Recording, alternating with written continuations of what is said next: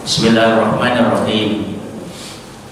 Alhamdulillah alladzi ja'ala lana min anbiya'ihi wa awliya'ihi qudwah hasanah wa ja'ala min buyutihim qudwatan lil mu'minin wa asyhadu an la ilaha illallah wahdahu la syarika lah wa asyhadu anna Muhammadan abduhu wa rasuluh. Allahumma sholli wa sallim ala nabiyyina Muhammadin wa ala alihi wa ashabihi ajma'in. Ba'du, yang saya hormati Ketua Ranting Muhammadiyah Sukodadi.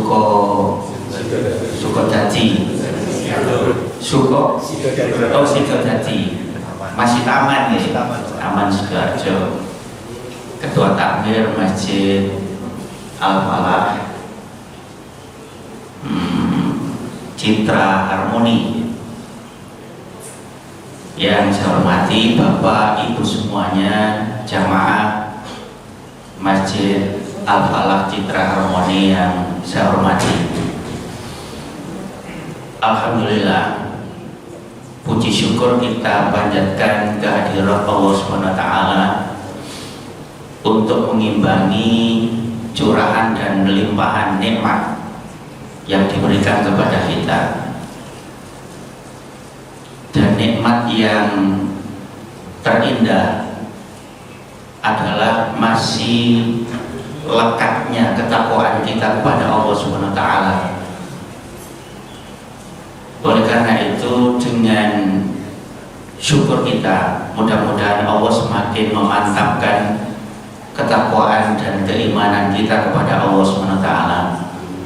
Karena tidak ada bekal yang paling istimewa untuk kita bawa saat menghadap Allah SWT kecuali bekal takwa itu. Fatazawwadu fa inna khairaz zadi at-taqwa. Maka berbekallah untuk menghadap kepada Allah SWT, dan sebaik-baik bekal adalah ketakwaan itu.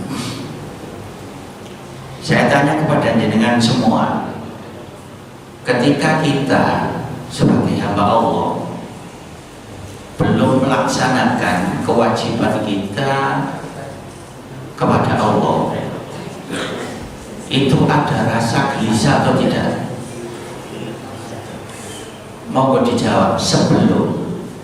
Artinya kita sebelum melaksanakan kewajiban, dan itu merupakan ibadah, itu ada rasa gelisah atau tidak? Kalau begitu berarti harus disyukuri. Apa maksudnya? Ketika kita menjadi seorang muslim, lalu ketika belum melaksanakan kewajiban kita sebagai ibadah atau merupakan ibadah kepada Allah, dan itu ada rasa gelisah, lalu setelah melaksanakan ibadah itu ada rasa tenang, itu berarti kita sudah posisinya pada posisi yang sesuai terciptanya kita. Karena Allah di dalam surat Ad-Dariyat 56 itu berfirman, wa ma khalaqtul jinna wal insa illa liya'budun. Kata Allah, saya tidak menciptakan jin dan manusia kecuali untuk beribadah. Nah, jika ada orang yang ketika dia tidak melaksanakan kewajiban sebagai umat muslim, lalu tidak ada rasa gelisah, justru dia nyaman di situ, itu berarti dia posisinya bukan pada tempat terciptanya. Nah, maka berbahagialah ketika kita itu belum melaksanakan kewajiban yang itu merupakan peribadatan kita kepada Allah, dan itu kita merasa gelisah. Oh, berarti saya ini sudah ada posisi tujuan diciptakannya kita. Maka berbahagialah. Nah, setelah melaksanakan ibadah itu tenang, oh berarti ya saya ini sudah berada di dalam tujuan terciptanya kita. Nah, oleh karena itu Ayo kita syukuri kalau dalam posisi itu.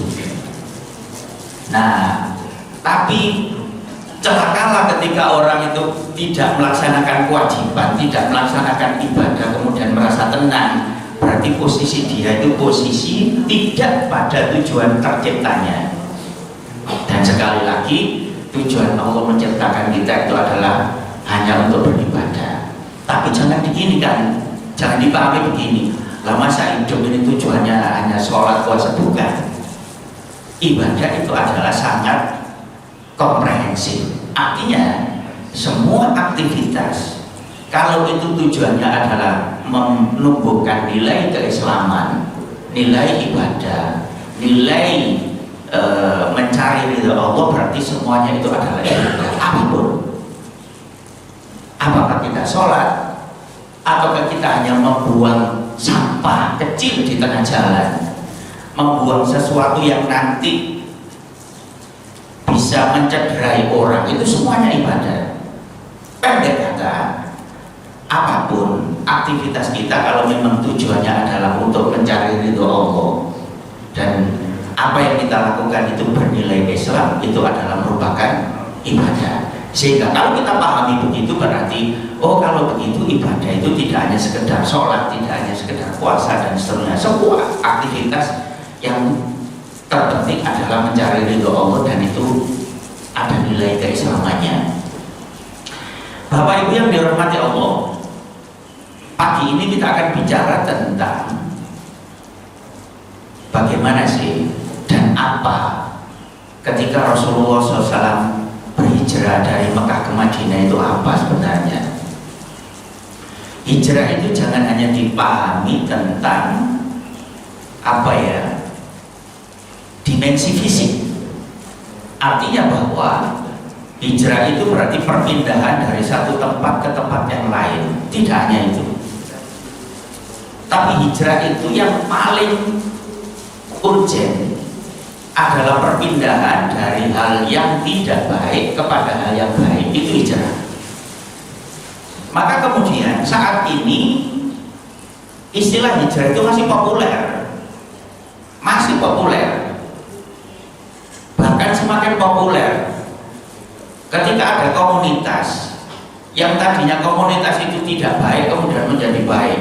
Wah, ini kelompok hijrah, kan begitu biasanya. Oh, ini pemuda-pemuda yang kelompok hijrah. Nah, maksudnya apa? Berarti sebelumnya pemuda ini posisinya berada posisi yang tidak baik, kemudian pindah kepada hal yang baik. Itu hijrah. Dan perlu Bapak Ibu pahami bahwa Allah itu tidak kemudian fokus memandang hambanya itu dalam kedurhakaannya, tapi justru yang dipandang Allah adalah bagaimana kelanjutan, bagaimana masa depan hambanya itu. Walaupun tadinya hambanya itu berada posisi dalam kehidupan yang kelam, tapi kemudian mau berhijrah, mau pindah, itu sangat diapresiasi. Coba dengan lihat di surat Ali Imran ayat 133, 134 itu kan hijrah sebenarnya. Wasari'u ila magfiratin min rabbikum wa jannatin 'arduha samawati wal ardh u'iddat lil muttaqin alladzina yunfiquna fis sarra'i wad dharra'i wal kadhimina al ghaidha wal 'afina 'anil nas, dan seterusnya itu. Nah, itu hijrah sebenarnya. Apa? Itu kan ungkapan atau firman Allah yang disampaikan untuk mengapresiasi orang yang mau berpindah, yang tadinya itu melakukan banyak kesalahan, lalu dia itu cepat-cepat pindah dengan istilah atau dengan instruksi Allah, wasari'u ila magfiratin min rabbikum, segeralah kamu pindah dari hal dosa menuju kepada ampunan Allah. Berarti hijrah dari yang sebenarnya tadinya arahmu itu arahnya kepada neraka, tapi pindah untuk berpindah haluan menuju ke surga. Ila magfiratin min rabbikum wa jannatin, yang mana surga itu luasnya arduha samawati wal ardh, luasnya itu seluas langit dan bumi. Disiapkan kepada siapa? Uiddat lil muttaqin. Disiapkan bagi orang yang bertakwa. Takwa yang disebut di sini adalah takwa perpindahan, yang tadinya itu bisa jadi orangnya itu durhaka, tapi kemudian pindah menjadi orang yang taat, dan itulah golongan muttaqin yang di sini. Nah, kemudian disebutkan ciri-cirinya. Jangan lihat bagaimana cara Allah mendefinisikan ciri-ciri hamba yang baik itu. Alladzina yunfiquna fis-sarra'i wad-dharra. Yang mana orang itu mau menafkahkan dari sedikit hartanya, baik dalam posisi lapang, dalam posisi sempit. Artinya ketika dia posisi lapang, punya harta banyak, itu mungkin dia berderma atau sedekah lebih banyak. Tapi ketika dalam posisi sempit, tetap konsisten dalam bersedekah, tapi mungkin kecil.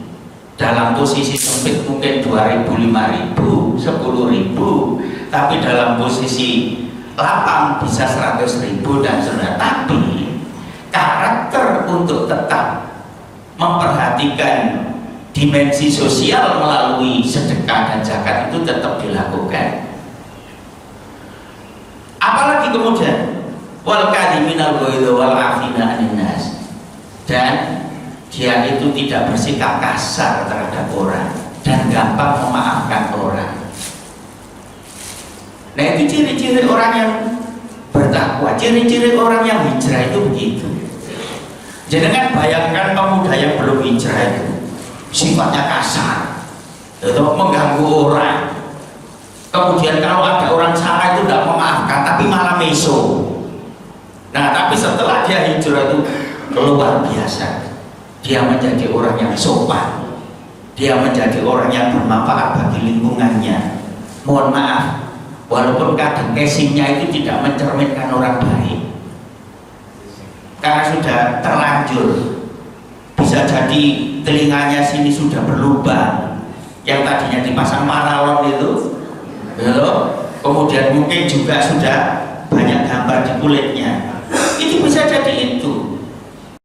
Tapi karena itu sudah terlanjur masa lalunya, kemudian pindah kepada kebaikan, ya sudah. Jangan dilihat casingnya, tapi lihat karakter terbarunya sekarang. Dan itulah makna hijrah yang sebenarnya. Dan itu harus berlaku sampai akhir hayat kita. Dari yang tidak baik menjadi baik. Bahkan kita setiap hari harus ada program hijrah. Harus. Dalam dimensi ini loh ya, harus ada program hijrah. Nah, itu hijrah yang sebenarnya. Kemudian begini Bapak Ibu yang dirahmati Allah, mudah-mudahan nanti saya selesai 1 jam, karena insya Allah banyak masalah yang mau kita bicarakan. Saya akan mengingatkan kepada jenengan, terutama untuk diri saya pribadi. Ada hal penting. Apa sih yang dilakukan oleh Rasulullah saat hijrah? Jangan hanya fokus pada dimensi hubungan antara manusia dengan Allah yang disebut hablum minallah itu. Jangan hanya fokus di situ. Tapi mari kita lihat. Ketika Rasulullah saat mendapat tekanan luar biasa di Mekah itu, kemudian ada instruksi akan berhijrah, lalu pindah ke kota Madinah. Yang terpenting adalah apa yang dibangun Rasulullah di kota Madinah itu. Ternyata kalau kita telusuri, yang dibangun oleh Rasulullah di kota Madinah itu adalah bagaimana mempersatukan umat. Kadang kita lupa untuk menjadi orang baik itu. Kadang kita hanya fokus pada personal kita, kemudian lupa akan esensi yang sebenarnya. Ayo kita praktekkan satu-satu. Pertama, Rasulullah nyampe di kota Madinah itu membangun pusat peradaban dan sekaligus menjadi pusat untuk mempersatukan umat. Apa? Masjid yang dibangun pertama kali. Dan masjid yang dibangun oleh Rasulullah itu tidak diperuntukkan pada satu komunitas atau tidak diperuntukkan pada satu suku, Tapi semua siapa yang ada dalam kota Madinah itu, utamanya kaum muslimin, itu dipusatkan pada masjid itu. Sehingga kemudian orang muhajir, orang ansor pun berada di situ.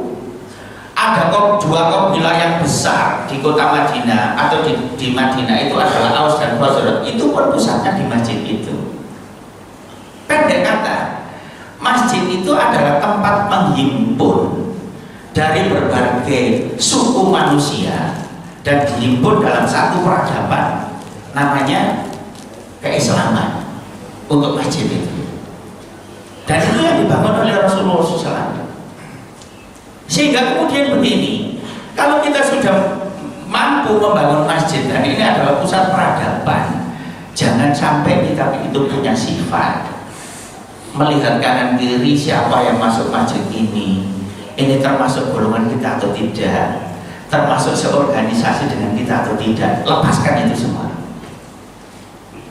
Siapa yang sudah masuk masjid itu berarti sudah punya peradaban dan dia ini adalah orang hijrah yang bisa jadi sebelumnya tidak kenal masjid baru masuk masjid, sehingga kemudian terhimpun di situ. Dan itu harus kita tindak lanjuti, harus kita warisi, dan itu ajaran utama Rasulullah SAW. Nanti saya kasih cerita. Kedua, Rasulullah tidak hanya bangun peradaban yang identik dengan agama atau identik dengan ibadah, sifatnya hubungan dengan Allah. Tapi perhatikan, setelah itu Rasulullah membangun di sektor ekonomi, pasar. Itu penting. Sehingga kemudian kalau kita mengadopsi dari substansi hijrah Rasulullah itu jangan hanya berpikir tentang hubungan kita dengan Allah, tapi hubungan sesama itu penting. Sehingga kemudian Rasulullah membangun pasar. Coba jangan lihat di Piagam Madinah. Piagam Madinah itu kan isinya mempersatukan siapapun yang berada di kota Madinah, baik itu kaum muslimin atau non muslim, termasuk Yahudi. Dan itu berada di Piagam Madinah itu. Sehingga pendek kata, kalau kita mengadopsi dari apa yang dilakukan Rasulullah SAW, oke lah kita ini sebagai orang muslim. Tapi ketika kita berada dalam satu wilayah, itu kita harus membangun peradaban dan menghimpun keumatan, utamanya adalah dalam sisi atau dalam dimensi kemanusiaan itu. Saya ambil contoh, misalnya kita sedang berada dalam perumahan Citra Harmoni. Bisa jadi penduduk Citra Harmoni ini tidak semuanya muslim, tapi kemudian dalam menghimpun kenyamanan, keamanan, dan itu mengadopsi dari ajaran Rasulullah SAW, itu jangan coba-coba kemudian kita itu meminta-mintakan ini muslim, ini non muslim, oh berarti kita harus berhimpun sesama Islamnya, non muslim biarkan, jangan begitu. Itu bukan ajaran Rasulullah SAW. Perhatikan baik-baik. Rasulullah saat di Madinah itu kerjasama dengan Yahudi. Lalu kalau ada yang sudah berpikir begini, lah kenapa kemudian Rasulullah saat itu memusuhi orang Yahudi? Itu faktornya bukan karena murni karena dia tidak Islamnya, tapi dia adalah melanggar perjanjian Piagam Madinah itu yang ditandatangani bersama. Kita harus hidup bersama, kita harus menjaga kota Madinah dan seterusnya, kita tidak boleh mengganggu satu sama lain. Itu baru ditandatangani. Dan tidak lama kemudian orang Yahudi itu mengganggu wanita muslimah di Bani Qainuqa itu. Berarti kemudian, oh berarti Anda melanggar kesepakatan. Kok diajak hidup bersama bareng, kok kemudian Anda melakukan pelanggaran. Di situ baru Rasulullah beraksi. Tanpa itu tidak ada. Islam itu mengajak menghapus kedoliman itu muncul dari siapapun harus diberantas. Tidak ada kemudian kedoliman kalau muncul dari orang muslim lindungi karena sesama Islamnya, tidak ada ajaran itu dalam Islam. Pokoknya kedoliman itu muncul dari siapapun harus diberantas. Apakah orang Islam mendolimi non muslim atau non muslim mendolimi orang Islam, itu semua harus diberantas. Atau orang Islam sendiri mendolimi sesama Islam, itu harus diberantas.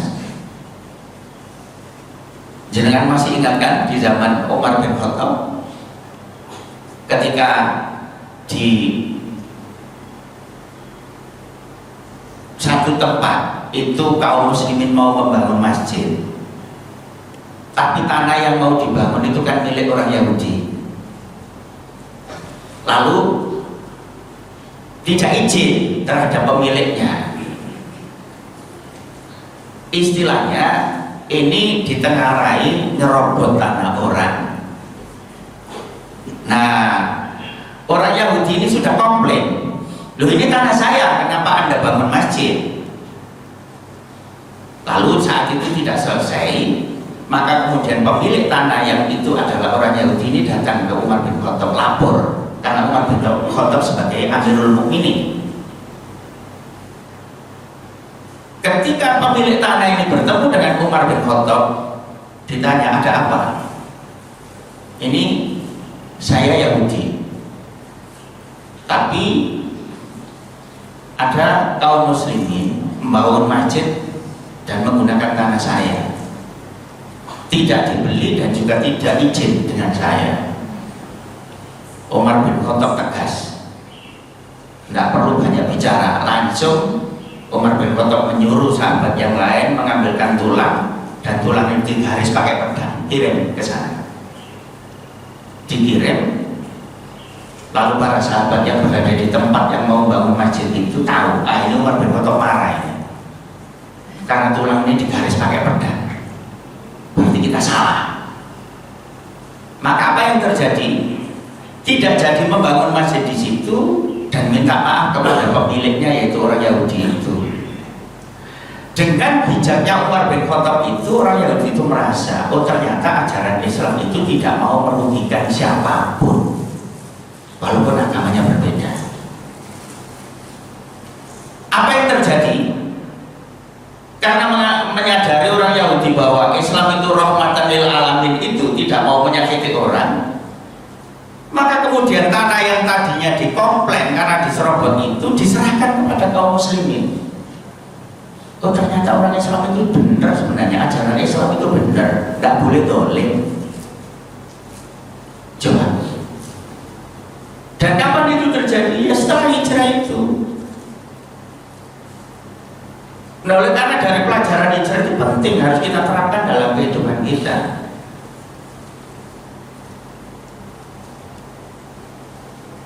Jenengan sampai sekarang masih punya rencana untuk menjadikan kaum muslimin jadi satu warna? Angkat tangan, siapa yang masih punya program itu? Andai kata iya, pertanyaan saya, bisa atau tidak? Kenapa tidak bisa? Kenapa tidak bisa? Karena tidak direkomendasi oleh Allah bahwa orang itu menjadi satu warna. Tidak ada rekomendasi. Jangan lihat di surat Hud ayat 118. Walau sya'a rabbuka la ja'alan nasa ummatan wahida wa la yazaluna mukhtalifin.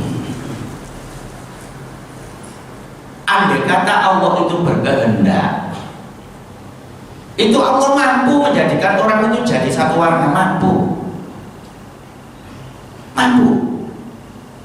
Mau jadi muslim semua bisa, mau jadi musyrik semua bisa, mau jadi kafir semua bisa, mau jadi Muhammadiyah semua bisa, mau jadi NU semua bisa. Apa yang nggak bisa bagi Allah? Makanya ayatnya bunyinya walau syaa rabbuka laja'alan nasa ummah wahidah. Tapi jangan lihat kata selanjutnya wala yazaluna mukhtalifin. Tapi manusia itu masih berlanjut berbeda-beda. Sehingga jangan kecewa dengan tinggal dimanapun kemudian di situ ada Muhammadiyah, ada NU, ada MTA, ada PES. Itu sudah begitu itu. Sunatullah sudah begitu. Dan itu sudah dikasih tahu oleh Allah. Tapi yang terpenting adalah pegangi perintahnya sekarang. Kan kita sudah diberi berita oleh Allah kalau Allah itu sudah tidak merekomendasi orang jadi satu. Maksudnya jadi satu itu gini, satu warna. Gak ada rekom. Padahal Allah mampu. Tapi yang perlu kita pegangi adalah misal di surat Hujurat ayat 10 innamal mu'minuna ikhwan. Semua orang mukmin itu adalah satu saudara. Nah yang disebut orang mukmin itu adalah frame besarnya. Di dalamnya ya macam-macam. Kalau di Indonesia ada Muhammadiyah, ada NU, ada Persis, ada macam-macam lah. Jangan sudah tahu semua. Tapi semua itu nanti menjadi kesatuan dalam bingkaian keimanan itu. Itu harus kita pegangi. Lalu pegangi perintahnya di surat Al-Imran ayat 103 itu. Wa'tasimu bihablillahi jami'an wa la tafarraqu. Berpegang teguhlah kepada agama Allah. Wa la tafarraqu, dan jangan berpecah belah. Itu yang terpenting. Nah, berpegang pada agama Allah itu macam-macam pemahamannya. Jangankan kita yang mohon maaf mungkin tidak semuanya kita hafal Quran. Ulama 4 itu semua hafal Quran loh. Semuanya hafal Quran. Yang populer itu ada Imam Malik, Imam Syafi'i, Imam Ahmad, Imam Hambali, itu semuanya hafal Quran dan hafal beribu-ribu hadis, hafal sababun nuzul, hafal sababul wurud. Kalau Quran sababul nuzul, kalau hadis sababul wurud. Ngerti bahasa Arab. Tapi kenapa mereka berbeda? Kenapa mereka berbeda? Apakah saking gobloknya? Nah, mungkin mereka pintar semua. Jawabannya adalah ya begitu, itulah sunatullah. Tapi semuanya nanti kembalinya adalah kepada mana yang benar.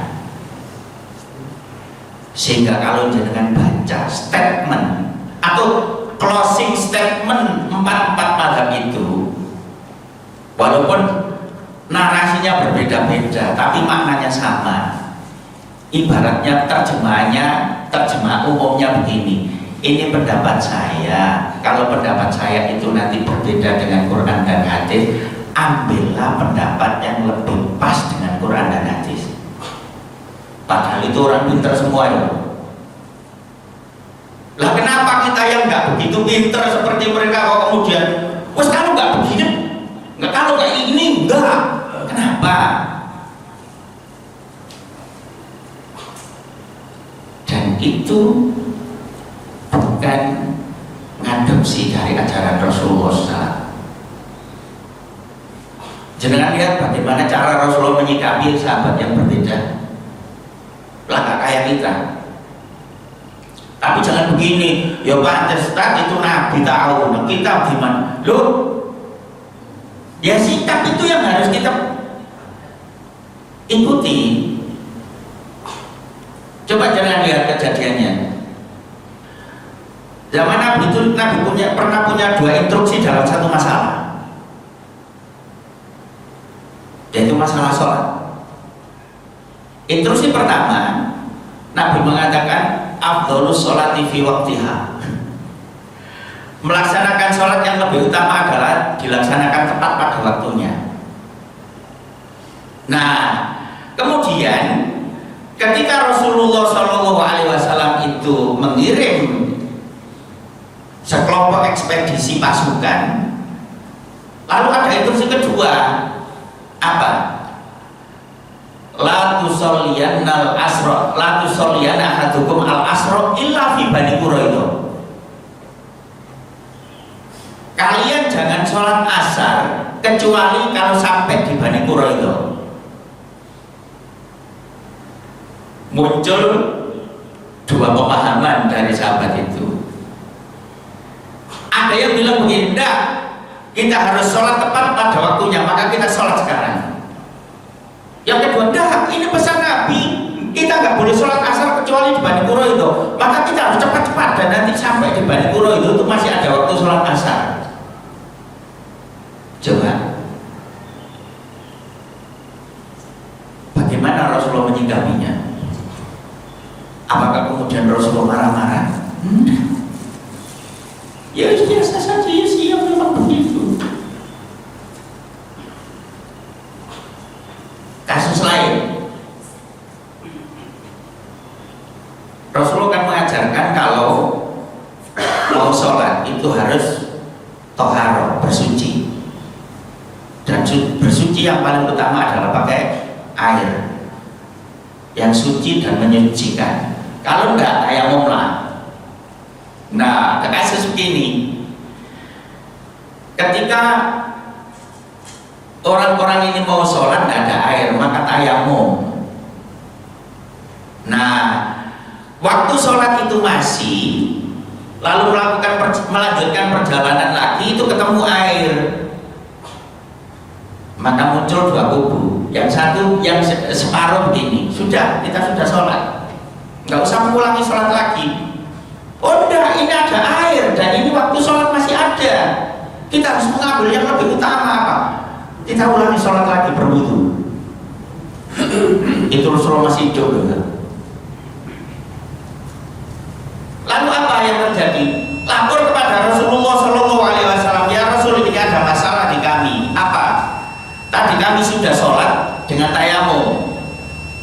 Oke, terus? Nah, sebagian sahabat kita ini dalam perjalanannya ketemu air, wudu, ulangi sholat lagi. Gimana ini ya Rasul?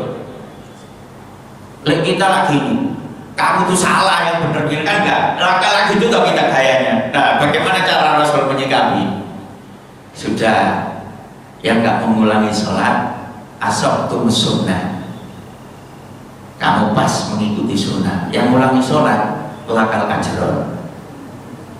Yang mengulangi sholat juga kamu punya pahala 2 karena sholat 2 kali.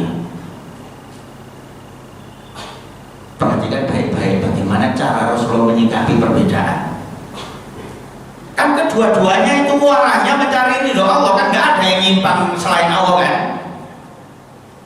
Hanya saja mengejar mana yang lebih utama dan berdebat di situ. Tapi cara Rasulullah kedua-duanya loh masih dalam satu jalan. Apa? Kedua-duanya masih menghadap kepada Allah, mencari ridho Allah. Boleh kita mah enggak, sopo sing ngajari kon kudu maneh sopo lah gitu. Tapi Rasul itu cara menyikapinya. Ada lagi kasus, ketika Rasulullah mengirim sekelompok ekspedisi yang disebut Sariyah dalam bahasa Arabnya itu kelompok pasukan kecil untuk mengetahui situasi, kekuatan musuh dan seterusnya. Dan ini populer ya, dengan insya Allah sudah tahu. Ada satu sahabat ketika sholat rakaat kedua mesti baca qul huwallahu ahad, mesti baca qul huwallahu ahad. Dan ini mungkin yang dijadikan teman NU kalau terawih rakaat kedua qul huwallahu ahad itu. Maka bagi sahabat yang lain heran, lu kok aneh ini, Rasulullah tidak pernah mengajarkan kalau rakaat kedua itu baca qul huwallahu ahad, tapi ini kok selalu begitu. Bagi sahabat yang lain janggal, sehingga kemudian sahabat itu klarifikasi kepada Rasulullah, ya Rasul, engkau telah mengirim kami sebagai ekspedisi untuk mengetahui kekuatan musuh, tapi ada satu keanehan dari salah satu sahabat kita, apa? Ketika sholat rakaat kedua mesti baca qul huwallahu ahad. Lihat Rasulullah itu kayaknya seperti kita, mesti goblok itu suruh siapa yang ngajar itu? Saya pernah ngajar itu. Benar itu kan gitu, kita cepet gitu kan gaya kita, tapi Nabi enggak. Jangan lihat, kamu datang ke dia lah, ditanya kenapa dia baca qul huwallahu ahad. Dan ini masyhur dalil ini.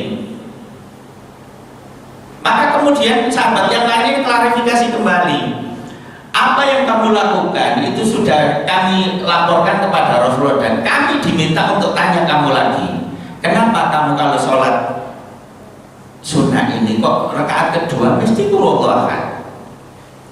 Jawaban sahabat ini tidak mengatakan ini sunnah, tidak begitu, tapi dia bilang gini, ana uhibbuha li'anna fiha sifatur rahman, dan seterusnya. Saya menyintai membaca surat Al-Ikhlas qul huwallahu ahad itu karena surat itu bicara masalah sifat Allah yang tidak beranak, tidak diberanakan, dan seterusnya itu. Jawabannya begitu, dan itu disampaikan kepada Rasulullah SAW lagi. Wahai Rasul, sudah kami klarifikasi, dan jawabannya dia mengatakan bahwa dia itu cinta untuk membaca surat Al-Ikhlas karena surat Al-Ikhlas itu membicarakan tentang sifat-sifat Allah. Lihat dengan tahu jawaban Rasulullah. Apakah Rasul bilang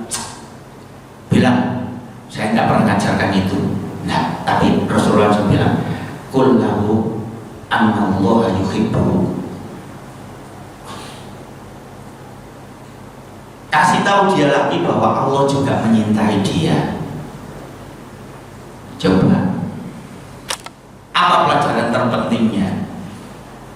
Rasulullah ingin mengajarkan, selama dia itu muaranya masih kepada Allah SWT, dan kalau melakukan sesuatu jika itu dikatakan sunnah, dia punya dalil. Kalau enggak, ya dia tetap melakukan kebaikan, ya sudah, sikapi dengan bijak. Sikapi dengan bijak.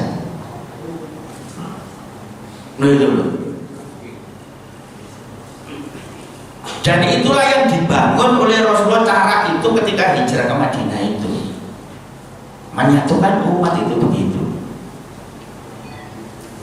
Lu apa? Jenengan kira nggak susah menyatukan orang Muhajir dan Ansor? Susah.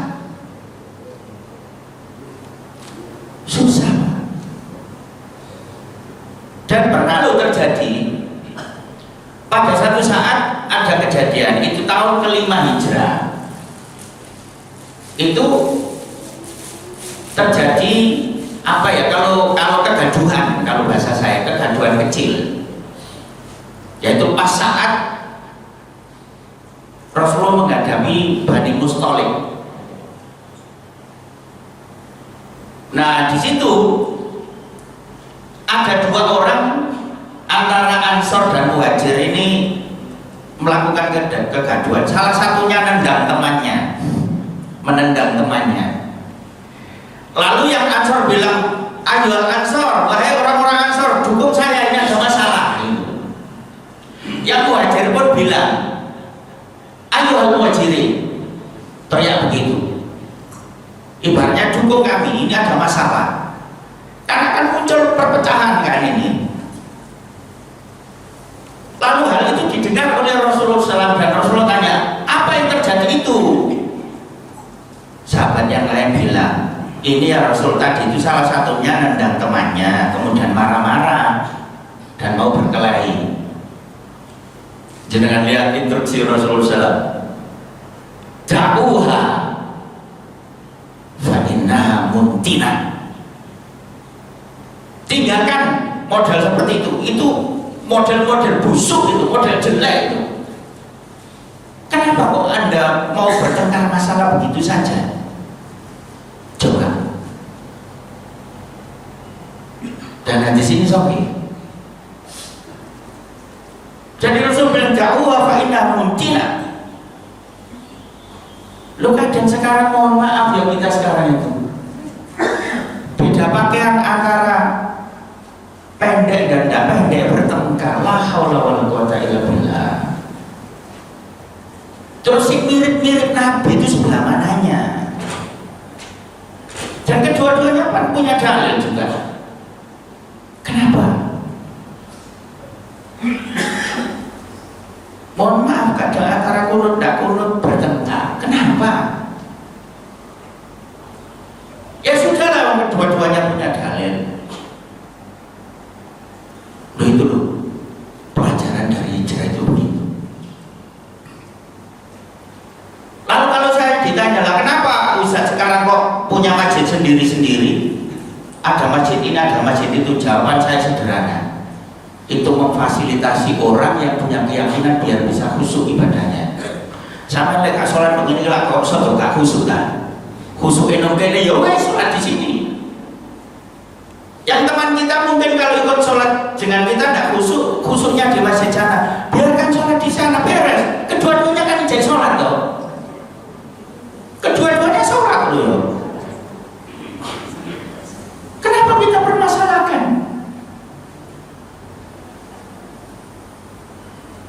Dan mohon maaf, saya harus mengatakan begini, kita harus hijrah. Kalau memang dulu-dulunya kita bertengkar masalah itu, hijrahlah, sudah jadikan satu kesatuan. Jangan dibilang kalau nggak saling kenceng itu nggak keren. Justru yang kenceng bertengkar itu nggak keren. Yang keren itu adalah dengan perbedaan itu menjadi satu kesatuan, itu yang keren. Saya kasih bukti lagi bagaimana cara Rasulullah menyelesaikan. Jangan tahu kabilah Aus dan Khazraj. Ini kabilah dua ini. Waktu belum dihimpun oleh Rasulullah dalam keislaman dan belum dihimpun menjadi satu kesatuan, nggak ada hari tanpa perang dua kabilah ini. Us pokoknya setiap hari itu us pikirannya, us kapan kita tengkar itu kabilah Aus dan Khazraj. Us mesti tengkar. Misal saya ambil contoh begini. Misalnya Aus lihat ada orang Khazraj, mohon maaf misalnya kok sudah tua itu, wis tuwek keriput, perang, wis gak perang, hanya ngomong gitu tak perang wis. Itu harus Khazraj. Maka ketika Rasulullah hijrah harus disudahi model begini nih, dihimpunlah oleh Rasulullah dalam satu kesatuan. Rasulullah tanpa merubah nama, Aus tetap Aus, Khazraj tetap Khazraj, tidak dirubah. Budayanya Aus tetap, budayanya Khazraj tetap, tapi dihimpun dalam satu himpunan keislaman itu. Apa yang terjadi? Di situ saat itu ada orang Yahudi yang punya spesialisasi memecah belah umat. Namanya Syas bin Qais. Jangan cari di Google Syas bin Qais. Tak ketemu siapa dia. Itu orang Yahudi. Dan orang Yahudi itu tidak suka kalau ada umat bersatu, tidak suka. Apa yang dilakukan Syas bin Qais? Syas bin Qais ini menghimpun pemuda dari kalangan Yahudi terus dimasukkan ke Khazraj, menghimpun lagi dimasukkan ke Aus. Tugasnya adalah menyulut emosi kedua kabilah ini. Maka dibuatkan narasi. Kalau kamu nanti masuk di Aus bilang, kenapa kamu bisa bersatu dengan Khazraj? Dulu loh waktu kamu nggak ingat dulu tak? Bapakmu dibunuh, ibu, macam-macam. Pokoknya yang penting emosi. Maka kemudian apa yang terjadi? Hampir berhasil Syas bin Qais itu Lalu terjadilah konflik antara Aus dan Khazraj, tapi belum sampai perang kayak biasanya. Maka apa yang dilakukan Rasulullah? Itu Rasulullah masih ada loh ya. Semuanya dikumpulkan, lalu dibilang oleh Rasulullah, ayuhan nas, Allah, Allah, Allah. Rasulullah teriak itu, abda'wal jahiliyati wa ana ala adhurikum. Wahai manusia, ingat Allah, ingat Allah. Apakah kamu akan kembali kepada propaganda saat kamu jahiliyah dulu, sementara saya masih hidup di tengah-tengah kamu? Lalu hadisnya itu panjang, kalau diterjemah begini, padahal kamu itu dimuliakan dengan Islammu itu, kamu dikat dari permusuhanmu dengan agamamu itu dan keislamanmu itu, kamu diselamatkan yang tadinya itu kamu kufur itu dengan keislamanmu itu, kamu disatukan menyintai satu sama lain itu dengan keislamanmu itu.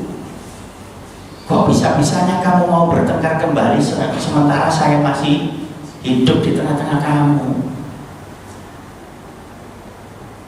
Itu ajaran hijrah. Dan kalau kita itu benar-benar mewarisi Rasulullah SAW dan mengambil pelajaran dari hijrah, mohon maaf saya harus tegas, jangan fokus kepada pribadi dan menyatakan dirinya paling benar, kemudian dalam interaksi sosial lemah. Itu bukan ajaran Rasulullah saat hijrah.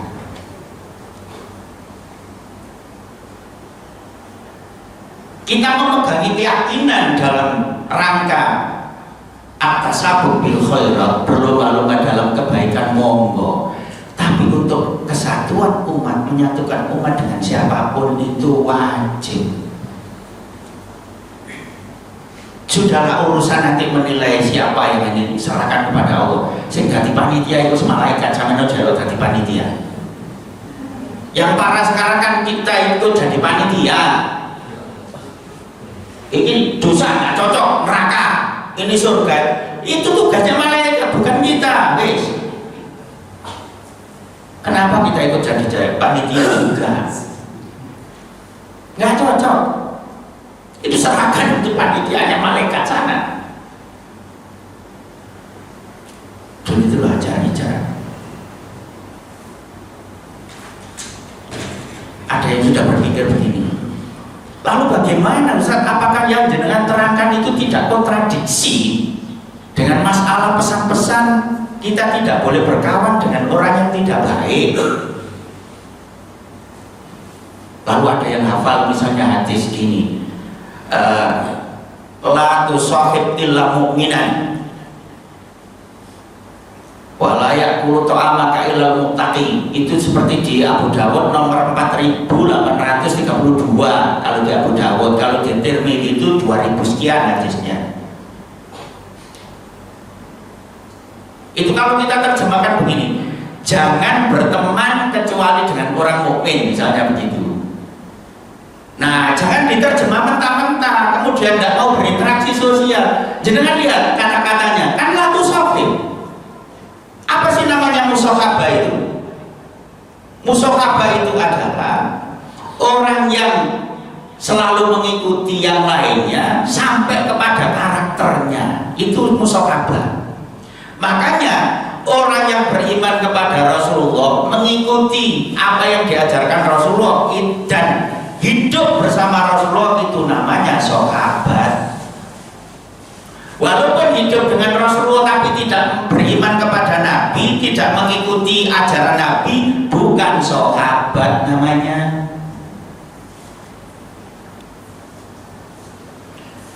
Abbas paman Nabi itu disebut sahabat juga. Kenapa? Karena Abbas ini iman kepada Nabi, hidup di zaman Nabi, berkawan kepada Nabi dan mengikuti ajaran Nabi, namanya sahabat. Abu Thalib juga pamannya. Kenapa Abu Thalib tidak disebut sahabat Nabi? Pertanyaannya, kenapa tidak? Karena Abu Thalib tidak beriman kepada Nabi walaupun mendukung dakwah Nabi dan juga bersama Nabi setiap hari, tapi karena tidak mengikuti jejak Nabi. Nah oleh karena itu hadis wala tusahib illa mu'minan itu maksudnya adalah kalau Anda mau menjadi baik ya harus berkawan dengan orang mukmin. Itu artinya sampai mengikuti orang mukmin. Kan jangan berkawan kecuali dengan orang mukmin. Kan berarti larangan tidak boleh berkawan dengan non mukmin. Maksudnya apa? Berkawan dengan non mukmin itu jadilah interaksi sosialnya, tapi jangan mengikuti karakternya, jangan mengikuti keimanannya, karena dia bukan orang beriman. Dan jangan diterjemah kemudian gini, ini siapa ini? Oh dia tidak orang beriman, ya sudahlah jangan didekati. Itu salah menerjemah itu. Berarti kita tidak memahami makna sahabat itu apa. Islam itu kan indah toh. Nah, andai kata kok la tusahib illa mu'minan, itu terjemahnya adalah jangan dekat-dekat kecuali dengan orang mukmin. Kenapa Rasulullah mengajarkan kita harus berinteraksi dan harus menjadi satu kesatuan dengan non mukmin juga waktu di Madinah? Andai kata terjemahan begitu itu benar, artinya kita tidak boleh mendekat kecuali kepada orang beriman. Kalau dia tidak beriman kita harus jauh, dan itu benar. Berarti ajaran Rasulullah, keluarga Rasulullah itu salah, ya? Keluarga Umar salah. Jangan lihat ketika Umar bin Khattab pada saat Idul Adha pulang dari perjalanan, kemudian keluarganya memotong kambing. Apa pertanyaan yang pertama ditanyakan oleh Umar? Apa pertanyaan pertama? Jangan ingat, atuti ila jarikal Yahudi, apakah kamu sudah memberi hadiah kepada tetanggamu Yahudi? Coba.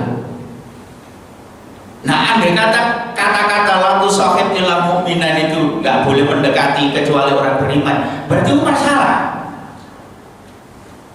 Salah kan? Nah, apa maksudnya?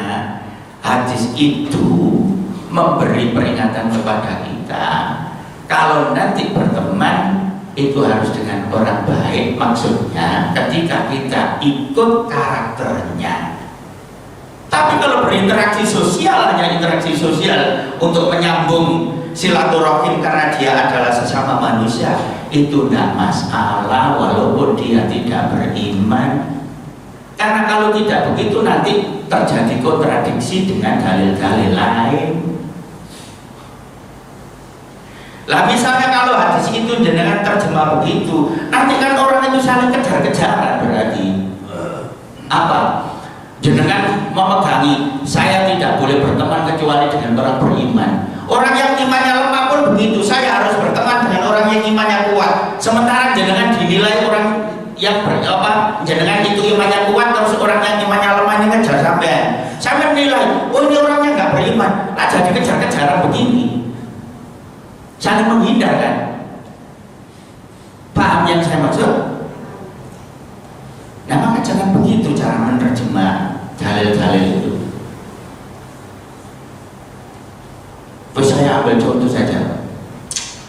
Ada orang yang melakukan peribadatan berbeda dengan jenengan, terus dinilai alibun A, ketemu ini jalannya gini, mau ketemu berhadapan ini, wah cari jalan lain lah, jangan ketemu dia.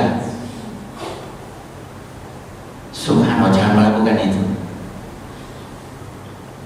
Tetap harus ketemu, salam. Walaupun menurut penilaian dari dimensi dalil yang jenengan pahami tidak sama, tapi Islam mengajari ya sudah harus membangun silaturahim. Apa kita lupa dengan wasiat Jibril yang diwasiatkan kepada Rasulullah, dan Rasulullah sampai mengatakan begini, masa bil jar hatta dhanantu annahu sayuwarithu. Sampai saat ini Jibril selalu mewasiati saya harus berbaik dengan tetangga. Sampai saya mengira kalau tetangga itu bisa mewarisi. Saking pentingnya. Pertanyaannya, yang disebut tetangga itu siapa? Ya orang yang dekat dengan kita, kanan kiri kita. Bisa jadi dia itu tidak seagama dengan kita, tapi harus baik. Makanya hak tetangga itu kan ada 3. Ada yang punya hanya hak 1, ada yang punya hak 2, ada yang punya hak 3. Yang hak 1 itu adalah tetangga kita yang tidak seagama, maka dia punya hak tetangga. Berarti kita juga harus berbaik dengan dia dari sisi kemanusiaannya. Lek punya makanan kasih dia, karena itu tetangga kita. Lah kan tidak seagama Ustaz, iya, tapi itu punya hak 1 saja, ya kan? Yang punya 2 hak itu seagama, berarti dia itu kita silaturahimi sama agamanya juga. Yang punya 3 itu tetangga sekaligus kerabat kita, itu punya 3. Lu kurang apa indahnya Islam itu mengajari itu? Dan coba jangan lihat di surat An-Nisa ayat 36, bagaimana Allah mengajarkan tentang konsisten ibadah terhadap Allah lalu dihubungkan dengan interaksi sosial komplit itu. Wa'budullaha wa la tusyriku bihi syai'a wa bil walidaini ihsana wa bidil qurba wal yatama wal masakin wal jari dil qurba wal jaril junubi was sahibi bil jambi wa ibnis sabil wa ma malakat aymanukum ila akhir ayat. Kata Allah, sembahlah Allah dan jangan menyekutukan Allah dengan apapun. Itu hak Allah. Kalau sudah masalah ibadah, konsentrasi dengan Allah. Tapi setelah itu interaksi sosialnya coba wabil walidaini ihsana. Tapi kalau sudah berhubungan dengan sosial kepada kedua orang tua, itu harus baik. Pertanyaannya, apakah kedua orang tua itu harus seagama? Enggak ada. Ibrahim dan bapaknya tidak seagama, tapi tetap pesannya harus berbaik. Di surat Al-Luqman kan juga ada wa in jahadaka ala yusyrika bi syai'an. Apa? Tetap nanti dalam hal keduniaan tetap wasahibuma fid dunya ma'rufah. Jadi kalau disuruh syirik, disuruh menyekutukan Allah yang Anda tidak punya ilmu itu fala tuti'huma, jangan diikuti kedua orang tua itu. Wasahibuma fid dunya ma'rufah. Tapi dalam keduniaan harus baik. Kurang apa ajaran Islam itu indahnya? Itu interaksi sosial begitu. Wabidul qurba, dengan kerabat pun harus baik, dengan tetangga dekat, dengan tetangga jauh. Jangan lihat di tafsirnya, ya, Ibnu Ishaq itu menafsiri tetangga dekat itu berarti seagama, tetangga jauh itu tidak seagama. Macam-macam penafsirannya. Yang terpenting kan ada yang menafsiri bahwa interaksi sosial itu jangan dibeda-bedakan. Dan itulah yang diajarkan oleh Rasulullah saat hijrah itu. Nah sehingga begini, ketika momentum tahun baru Hijriah, terus kita mensuri tauladan dari Rasulullah SAW, tingkatkan keimanan, tingkatkan ajaran yang dicontohkan oleh Rasulullah. Jangan malah memperuncing perbedaan, kemudian sampai tidak ada silaturahim, sampai meminta-mintakan, jangan. Mohon maaf kalau dalam komplek ini tidak semuanya muslim, jangan harus memberi contoh yang baik. Berinteraksi sosial jangan dibeda-bedakan. Masalah nanti jangan ke masjid, monggo. Dan jangan memaksa orang yang tidak Islam itu ke masjid, tidak bisa. Tapi interaksi sosial harus sama. Begitu. Dan jika kita bisa menerapkan itu, itulah akan terasa bahwa orang ternyata Islam itu rahmatan lil alamin itu di situ. Saya sudahi karena ini sudah bel kedua. Monggo kalau jenengan ada pertanyaan sebelum saya tutup. Oke, Bapak Ibu, berapa pertanyaan ya ini? 3 pertanyaan ya? Oke. Bapak dari Bapak, 2 dari Bapak-Bapak, 1 dari Ibu, biar adil. Ini kok Pak.